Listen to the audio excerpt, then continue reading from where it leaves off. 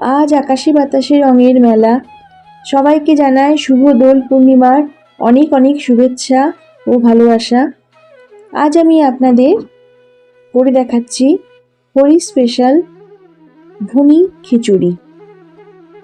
আজ এই আনন্দের দিনে আমি আপনাদের করে দেখাচ্ছি কিভাবে ঝুরঝুরে খিচুড়ি তৈরি করা যায়। এর জন্যে আমি এখানে নিয়েছি গোবিন্দভোগ চাল। চালটাকে ভালো করে ধুয়ে আমি 10 থেকে 15 মিনিট জলে ভিজিয়ে রাখবো। নিয়েছি সোনা মুগ ডাল। মুগ ডালটাকে আমি লাল করে ভেজে ভালো করে ধুয়ে এটাও 10 থেকে 15 মিনিট জলে ভিজিয়ে রাখবো। চাল আর ডালের পরিমাণটা যেন সমান হয়। নিয়েছি একটা ফুলকপি। ফুলকপিটাকে এরকম বড় সাইজ করে কেটে আমি গরম জলে একটু ভাপিয়ে নিয়েছি। বসিয়ে দিলাম সর্ষের তেল। সর্ষের তেলের মধ্যে আমি ফুলকপিটাকে লাল করে প্রথমে ভেজে নিচ্ছি।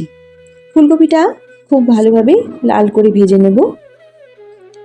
দিয়ে দিলাম ফুলকপিগুলোর মধ্যে দিয়ে দিচ্ছি সামান্য লবণ আর হলুদ।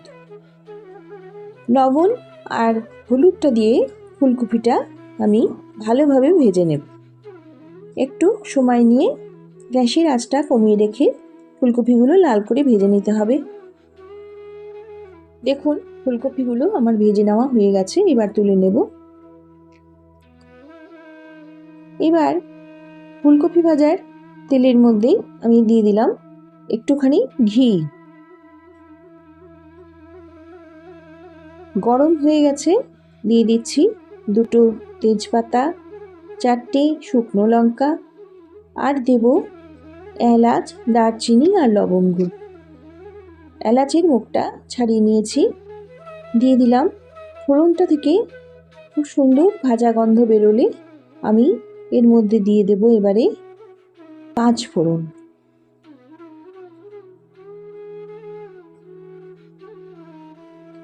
দিয়ে দিলাম 5 ফোড়ন। ভালো করে ফোড়নটাকে ভেজে নেব। ফোড়নটা ভাজার সুন্দর গন্ধ বেরিয়ে গেছে। এবারে আমি এর মধ্যে দিয়ে দিচ্ছি কাজু বাদাম আর কিশমিশ। কাজু বাদাম আর কিশমিশটা দিয়ে আমি ভালো করে ভেজে নেব। খুব বেশি কড়া করে ভাজার দরকার নেই, হালকা করে ভাজলেই হবে। কাজু বাদাম কিশমিশটা ভাজা হয়ে গেছে। এই পর্যায়ে আমি এর মধ্যে দিয়ে দিচ্ছি এবার ধুয়ে রাখা চালটা। চালটা ভালো করে আমি জল ঝরিয়ে নিয়েছি। প্রথমে চালটা দিয়ে আমি ভালো করে নাড়াচাড়া করে নিচ্ছি। খুব ভালোভাবে কাজু কিশমিশের সাথে নাড়াচাড়া করে নেব। চাল আর ডালটা কিন্তু জল ঝরিয়ে রেখে দিতে হবে বেশি কিছুক্ষণ সময়, যাতে এর মধ্যে জল না থাকে। চালটা দিয়ে একটু ভাজা ভাজা করা হয়ে গেছে। এবারে আমি ওর মধ্যে দিয়ে দিচ্ছি জল ঝরিয়ে রাখা মুগ ডাল। মুগ ডালটা দিয়ে এবার আমি ভালো করে মিশিয়ে নিচ্ছি। খুব ভালোভাবে ভাজতে হবে। এই খিচুড়ি ভাজা চাল আর ডাল যতটা সুন্দর করে ভাজা হবে, খিচুড়ির টেস্টটাও কিন্তু ততটাই বাড়বে। খুব ভালোভাবে সেই জন্যে ভেজে নিতে হবে। পোলাওয়ের চাল যেমন করে ভাজে সেইভাবেই কিন্তু ভাজতে হবে। চাল আর ডাল ভালো করে ভাজা হয়ে গেছে। এই পর্যায়ে আমি এর মধ্যে দিয়ে দিচ্ছি এবার 1 থেকে 1.5 ইঞ্চি মতো আদা বাটা। আদা বাটাটা দেওয়ার পরে দিয়ে দিলাম একটা মিডিয়াম সাইজের টমেটো কুচি। টমেটো কুচি দেওয়া হয়ে গেছে। এবার দিয়ে দিলাম কিছু চেরা কাঁচা লঙ্কা।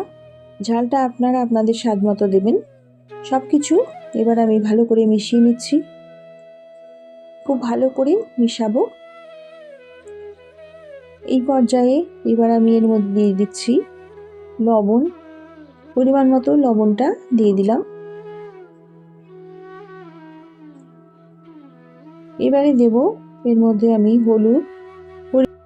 পরিমাণ মতো হলুদটা আমি এখন দিয়ে দিলাম।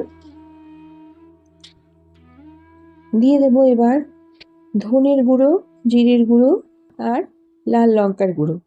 ধনের গুঁড়ো জিরের গুঁড়ো আমি 1 চা চামচ করে নিয়েছি, লাল লঙ্কার গুঁড়ো নিয়েছি 1/2 চা চামচ।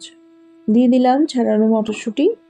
এই সময় মটরশুঁটি বাজারে প্রচুর, অবশ্যই মটরশুঁটি দিয়েই খিচুড়িটা করবেন, দুর্দান্ত লাগবে খেতে। সব কিছু এবার ভালো করে মিশিয়ে নিচ্ছি। খুব ভালোভাবে উপর থেকে নিচ পর্যন্ত নেড়ে নেড়ে মিশিয়ে নিতে হবে। সব কিছু দিয়ে খুব ভালোভাবে মেশানো হয়ে গেছে। উপর নিচ করে প্রায় আমি 10 মিনিট ধরে ভালোভাবে ভেজে নিলাম সব কিছু দিয়ে চালনার ডালটাকে। চালনার ডালটা কিন্তু এইভাবে খুব সুন্দর করে বেশ কিছুটা সময় নিয়ে ভাজতে হবে, তাতে কিন্তু খিচুড়ির স্বাদটা অসাধারণ হবে। দিয়ে দিচ্ছি চিনি। চিনিটা আপনারা আপনাদের স্বাদ মতো দেবেন। আমি চিনিটা দিয়ে খুব ভালোভাবে এবার চালটাকে ভেজে নেব। চিনিটা গলে গিয়ে কিন্তু রস বেরোবে, সেই জন্যে চিনির রসটা যাতে শুকিয়ে যায় সেভাবেই নাড়তে হবে। অনেকক্ষণ ধরে খুব ভালোভাবে মিশাতে হবে। দেখুন চিনি থেকে জল বেরিয়েছে। খুব ভালোভাবে এবার চিনির জলটা যাতে চলে যায় সেইভাবে নেড়ে শুকনো করে নেব। চাল আর ডালটা দিয়ে চিনিটা দিয়ে ভালোভাবে এবার নেড়ে নিচ্ছি। ভালো করে ভেজে নিলাম। চিনি থেকে যে রসটা বেরিয়েছে সেটাও কিন্তু আর নেই, শুকিয়ে গেছে। দেখুন ভাজাটা একদম ঠিকঠাক হয়েছে। এবার আমি ওর মধ্যে দিয়ে দিচ্ছি গরম করে রাখা জল। জলের আন্দাজটা কিন্তু ঠিক মতো দিতে হবে, নাহলে ভুনি খিচুড়ি গলে যাবে। জলটা দেওয়া হয়ে গেছে। আমি এখানে 2 বাটি মেপে চালার ডাল নিয়েছিলাম, আর সেই বাটিটা মেপেই আরও 1 বাটি বেশি দিয়ে জলটা আমি দিয়ে দিলাম। জলটা দেওয়ার পরে খুব ভালোভাবে এখন নেড়ে নেব, আর গ্যাসের আঁচটা বাড়িয়ে রেখে সমান তালে নাড়তে নাড়তে খিচুড়িটা কিন্তু আমার হয়ে যাবে। খুব লক্ষ্য রাখবেন গ্যাসের সামনে থেকে একদমই সরবেন না। দেখুন আমি সমান তালে নেড়ে গেছি। খিচুড়িটা কিন্তু আমার কমপ্লিট হয়ে এসছে। এই পর্যায়ে আমি দিয়ে দেব ভেজে রাখা ফুলকপিগুলো। ফুলকপিগুলো দিয়ে দিচ্ছি। ফুলকপিগুলো দিয়ে কিন্তু আর বেশি নাড়বো না, তাহলে ফুলকপিগুলো ভেঙে যাবে আর খিচুড়ির চালটাও ভেঙে যেতে পারে।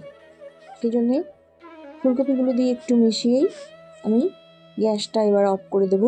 ভুনি খিচুড়ি আমার সম্পূর্ণ রেডি হয়ে গেছে। এইভাবে আপনারা ভুনি খিচুড়ি করে খেয়ে দেখবেন, ভীষণ ভালো লাগে খেতে। একদম ঝুরঝুরে পোলাওয়ের মতো খেতে, দুর্দান্ত স্বাদ। এইভাবে অবশ্যই করবেন। আমি গ্যাসটা এবার অফ করে দিচ্ছি, নামিয়ে নেব।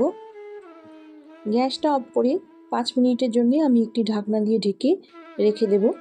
তারপর আবার আমি ফিরে আসছি। দেখুন খিচুড়িটা কি সুন্দর তৈরি হয়েছে, একদম ঝুরঝুরে পোলাওয়ের মতো। এইভাবে ভুনি খিচুড়ি খেতে কারা চান তারা আমাকে অবশ্যই কমেন্টের মাধ্যমে জানিয়ে যাবেন। আমার ভুনি খিচুড়ি এবার আমি প্লেটে সার্ভ করে নেব। নামিয়ে নিয়েছি, দিয়ে দিচ্ছি প্লেটে। দেখুন একদম ঝুরঝুরে হয়ে আসছে। যত ঠান্ডা হবে ততই ঝুরঝুরে হয়ে যাবে। একটি ছড়ানো থালাতেও আপনারা এটি রেখে দিতে পারেন, তাহলে তা খুব তাড়াতাড়ি ঝুরঝুরে হয়ে যাবে। দেখুন কি সুন্দর দেখতে হয়েছে, ভীষণ লোভনীয় আর দুর্দান্ত স্বাদের এই খিচুড়ি আপনারা যে কোনো অনুষ্ঠানে করে খেতে পারেন। আমি দোল পূর্ণিমায় করেছি, আপনারা যে কোনো অনুষ্ঠানেই আপনারা এই খিচুড়ি করে খেয়ে দেখবেন, ভীষণ ভালো লাগে। বাড়িতে গেস্ট আসলেও এইভাবে খিচুড়ি করে দিতে পারেন। পোলাওয়ের মতো এই ভুনি খিচুড়ি অনেকেরই খেতে কিন্তু বেশ ভালো লাগবে। বাজারে এখন ফুলকপি মটরশুঁটি সবই আছে, আপনারা খুব তাড়াতাড়ি এইভাবে ভুনি খিচুড়ি করে খেয়ে দেখবেন। যে কোনো পুজো পার্বণে বা যে কোনো অনুষ্ঠান বাড়িতেও এই ভুনি খিচুড়ি কিন্তু দিয়ে থাকে।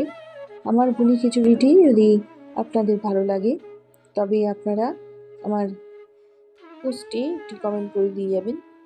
সবাই খুব ভালো থাকবেন। দোল পূর্ণিমার অনেক অনেক শুভেচ্ছা ও শুভকামনা জানিয়ে এবার আমি শেষ করছি। নমস্কার।